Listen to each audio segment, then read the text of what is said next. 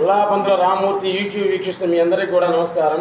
మన YouTube channel పేరు మార్చాము, జనని JANANI జనని అని మార్చుకోండి. ఈరోజు గురువుగారు సుబ్రహ్మణ్యాన్ని గురించి కొన్ని విషయాలు మీతో పాల్పంచుకోవాలనుకుంటున్నాను. వీరబ్రహ్మం గారు, పోతులూరి వీరబ్రహ్మం గారి యొక్క మనవరాలు ఈశ్వరమ్మ గారి శిష్యుడు శంభు గురుస్వామి అనేటువంటి అతని శంభు గురుస్వామి. ఈ శంభు గురుస్వామి జీవ సమాధి అయ్యి 300 సంవత్సరాల పైగా అయింది అప్పటికి. ఆ తర్వాత అక్కడ వీరయ్య అనేటువంటి ఒక అతని పశువుల కాపరి, పాపం ఏమీ తెలియదు, గొర్రెలు మేకలు మాసుకొని ఉండేటువంటి వాడు. గొర్రెలన్నింటినీ కూడా అవతల తోలి ఆ శంభు గురుస్వామి సమాధి దగ్గర ఒక చెట్టు ఉంది, ఆ చెట్టు కింద కూర్చున్నాడు. రోజు ఆ పని చేశాడు. ఒకరోజు సర్పం, పెద్ద పాము ఆ సమాధి నుండి బయటకు వచ్చింది. ఈయన చూసి భయపడి పరిగెత్తాడు. ఈయనమ్మటి అది పరిగెత్తింది. ఎంతవరకు పరిగెత్తించింది ఆ పాము అతన్ని? చుట్టూ ముళ్ళ పొదలు ఉన్నాయి, ఇంకా అతను వెళ్ళడానికి లేదు, అంతవరకు పరిగెత్తించింది, ఎడుపోవడానికి లేదు. అప్పుడు పడగ విప్పి మానవ భాషలో మాట్లాడిందట ఆయనతోటి, వీరయ్య గారితో. నా వెంబడి రా నువ్వు అని చెప్పి నంది. అప్పుడు ఆశ్చర్యపోయాడు, మనుషులు ఎవరు లేరు, ఆశ్చర్యపోయాడు, దాని వెంబడే పోయాడు. సగం దూరం పోయిన తర్వాత ఎక్కడ ఇదే సమాధి ఉందో అక్కడికి వచ్చి నిజస్వరూపాన్ని దర్శనమిచ్చాడు. పోయి అందరితో చెప్పాడు, నమ్మలే, కావాలని నా వెంబడి రండి సమాధి దగ్గరికి అన్నాడు. తీరా సమాధిని కొంచెం పగలబడి తీస్తే ఆయన తలకాయ కొంచెం కనపడింది. అప్పటి నుంచి ఆయన దైవశక్తులు అనేటువంటివి వచ్చాయి. ఆ వీరయ్య అనేటువంటిది, ఆ వీరయ్య అనేటువంటి అతనే మన సుబ్రహ్మణ్యం గారి యొక్క గురువు. ఈయన కూడా అంతే, శ్రీకాళహస్తిలో ఉన్నాడనమాట. కాబట్టి ఆయన ఎంతో విచిత్రంగా ఉంటే ఆయన చెప్పేటువంటివి మానవుడికి ఉండేటువంటి అలవాట్లు కానీ, స్నేహాలు కానీ, బంధుత్వాలు కానీ మొత్తం కూడా శివుడి యొక్క ఆజ్ఞ ప్రకారమే వస్తాయి. అవి పోవాలన్నా కానీ శివుడి యొక్క ఆజ్ఞ ప్రకారమే పోవాలి. కాబట్టి మానవుడు చేయగలిగింది ఏంటి అంటే సాధ్యమైనంత వరకు సహాయం చేయటం, చదువుకున్నటువంటి వాడు తెలియనటువంటి వాడికి చెప్పటం, డబ్బు ఉన్నటువంటి వాడు పేదవాళ్ళకి దానం చేయటం, మరి మాట సహాయం అన్నా చేయటం. ఇంత తప్పుడే మానవుడు చేయగలిగింది ఏం లేదు. ఈయన మాటలు కూడా చాలా విచిత్రంగా ఉంటాయన్నమాట. కొన్ని లక్షల మంది సుబ్రహ్మణ్యం గారి దగ్గర ఈరోజు కొన్ని లక్షల మంది ఆయన మాటల కోసం. ఆయన ఎప్పుడూ కూడా చూడండి, ఆయన దగ్గర సిగరెట్ పెట్టెలు 4-5 పెట్టెలు తింటుంటుంది. శిష్యుల కోసం ఎదురు చూస్తూ ఉంటాడు, వాళ్ళందరి కోసం బెంచీలు వేస్తాడు. ఈయన పాపం కింద కూర్చొని చెప్తుంటాడు.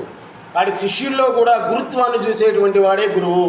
జ్ఞానప్రసూనమ్మ అమ్మవారు ఆయన ఈ రూపంలో వచ్చి అందరికి కూడా చెబుతుంది. అంతా రివర్సే. మామూలుగా అయితే కాళహస్తిలో శివుడు కాళహస్తిలో అపసవ్యంగా ప్రదక్షిణం చేస్తాం మనం. అక్కడ సవ్యంగా చేస్తాం ఎక్కడ దేవాలయాల్లో, అక్కడ అపసవ్యంగా ప్రదక్షిణం. ఎక్కడైనా కానీ దేవుడు అనేటువంటి పైన ఉంటుంది, దేవుడు బొమ్మ కింద శిష్యుడు ఉంటాడు పూజ చేసేటప్పుడు. కానీ అక్కడ శిష్యుడు పైన దేవుడి కింద, భక్తుడి పైన భగవంతుడి కింద, భక్త కన్నప్ప పైన కొండ పైన ఉంటాడు, కింద శివుడు ఉంటాడు. శివుని ఒక ప్రదక్షిణ చేసిన తర్వాత జ్ఞానప్రసూనాంబ అమ్మవారు ఆమెను దర్శించిన తర్వాతనే శివుణ్ణి దర్శిస్తారన్నమాట. కాబట్టి ఇటువంటివి ఎన్నో విషయాలు ఉన్నాయి. ఈ సద్గురువు సుబ్రహ్మణ్యం గారు ఎప్పుడు కూడా శిష్యుల కోసం ఎదురు చూస్తూ ఉంటారు. ఆయన వాక్యాలు చాలా వింతగా ఉంటాయన్నమాట. అందరూ ఆయన ఎవరికి ఏమి చెప్పడు, అడిగితేనే చెప్తాడు. కానీ అది కూడా చాలా విచిత్రంగా అంతా కూడా రివర్స్లో ఉంటుంది. మొత్తం కూడా జ్ఞానప్రసూనాంబ అమ్మవారు ఈ రూపంలో గురువుగారి రూపంలో వచ్చిందనమాట. ఏమనుకోడు, ఇట్లా అడిగితే చెప్తూ ఉంటాడు. ఎంతో ఆధ్యాత్మికమైనటువంటి, ఎంతో విలువైనటువంటి, అంటే అల్పాక్షరాల్లో అనల్పార్థాన్ని చెప్పేటువంటి వాడు ఆయన. ఆన్సర్ టు పాయింట్ అట్లా ఎవ్వరూ చెప్పలేరు. గరికపాటి వారు కానీ ఇంకా మిగిలినటువంటి వాళ్ళు కానీ ఎవరు కూడా ఆ విధంగా చెప్పడం అనేటువంటిది కష్టం. ఆయన సాక్షాత్ జ్ఞానప్రసూనాంబ అమ్మవారే ఆ రూపంలో వచ్చింది. అయితే అందరూ ఏమంటారు, ఆయన సిగరెట్ తాగుతున్నాడు అది ఇది అంటారు అనమాట. దేవుడి యొక్క ఆజ్ఞ లేని నేనేం చేసేది అంటాడు ఆయన. భగవంతుడి యొక్క ఆజ్ఞ రావాలి. దేనికైనా అలవాటు కావాలన్నా, పోవాలన్నా, పెళ్లి కావాలన్నా, చదువు రావాలన్నా, చెప్పేది అర్థం కావాలన్నా, అన్నిటికి కూడా శివుడి యొక్క ఆజ్ఞానుసారమే జరిగేది అంటాడు.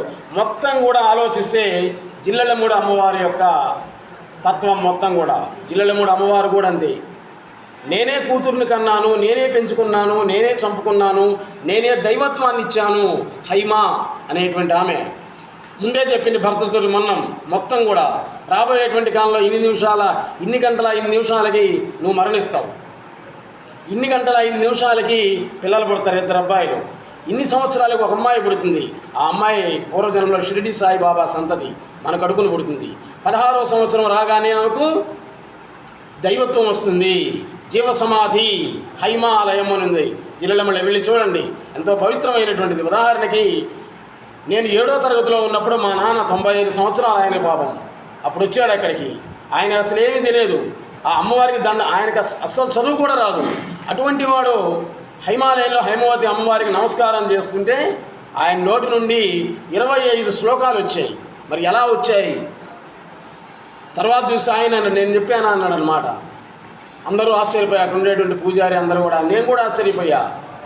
అంటే ఆయన ముందు అమ్మ దగ్గరికి, జిల్లెలమ్ముడు అమ్మవారు అమ్మ దగ్గరికి పోయిన తర్వాత చెప్పాడు, అమ్మ వీడు చూడబోతేనేమో కోతి, వీడి తల్లి లేదు, వాళ్ళ పెదనాన్న కొడుకు దగ్గర పెరిగాడు, ఒట్టి కోతి, మరి వీడి పరిస్థితి ఏంటంటే ఆమె ఒక 5 నిమిషాలు ఆగమని చెప్పిన మా నాన్నని. అరే వాడు అక్కడెక్కడో ఉంటాడు, పిలవమంది, పేరుతో సహా చెప్పింది. నేను తెలియదు ఆమెకు అప్పుడు. రామ్మూర్తి అనేవాడిని తీసుకురాండ్రా అని చెప్పింది. ప్రిన్సిపల్ వచ్చి చెప్పాడు, అరే నేను అమ్మ పిలుస్తుంది అన్నాడు. నన్నేంటి ఆమె పిల్లలు పోయిన తర్వాత అప్పుడు వీడేనా అంది అనమాట. మరి ఎట్ట తెలిసింది ఆమెకు నా పేరుతో సహా? అప్పుడు చెప్పింది, దగ్గరుండి ఒక అరటి పండు తీసి నా నోట్లో పెట్టింది, వీడు వెనకాల నేనున్నాను, నీకేం ఇబ్బంది లేదు, నీవు చివరికి శివుడిలో ఐక్యం అవుతావు. చిన్న ట్యాబ్లెట్ కూడా ఆయన వాడలే, ఇది 95 సంవత్సరాలు, చిన్న ట్యాబ్లెట్ కూడా వాడలే. బస్సు ఎక్కడం అంటే తెలియదు, ఎంత దూరమైన పాదయాత్ర నడకే. కానీ ఆయన ఏ రోజు కూడా బాధపడలే మోకాళ్ళ నొప్పులతో. చివరికి త్రిపురాంతకం, మన దగ్గరలో ఉన్న త్రిపురాంతకంలో మహాశివరాత్రి రోజు